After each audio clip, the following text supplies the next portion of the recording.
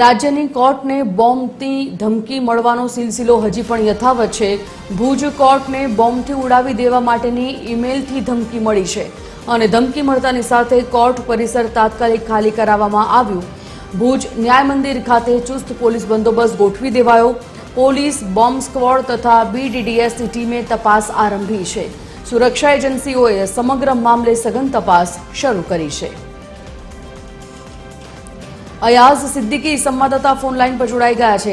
Ayaz, court ने बॉम्बनी धमकी मળી છે, ઉડાવી દેવા માટેની ઈમેલ મળ્યો છે, આવો ત્યારબાદ કેવા પ્રકારના સુરક્ષાના પગલાં લેવાયા છે?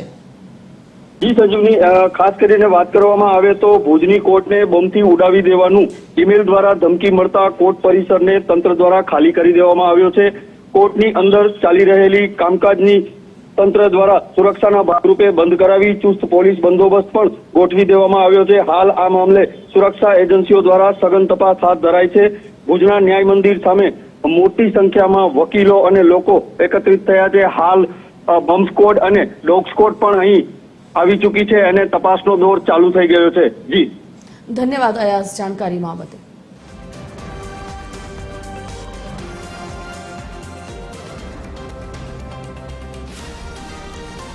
તો ભુજ કોર્ટને બોમ્બથી ઉડાવી દેવા માટેની ધમકી મળી છે। આ ધમકી મળવાનો સિલસિલો હજી પણ યથાવત છે। જોકે સુરક્ષા એજન્સીઓએ આ સમગ્ર બાબતે તપાસ શરૂ કરી દીધી છે।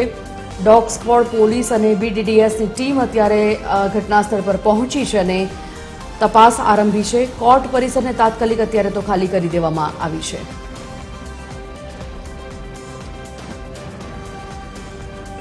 આસપાસ ચુસ્ત પોલીસ બંદોબસ્ત ગોઠવી દેવામાં આવ્યો છે।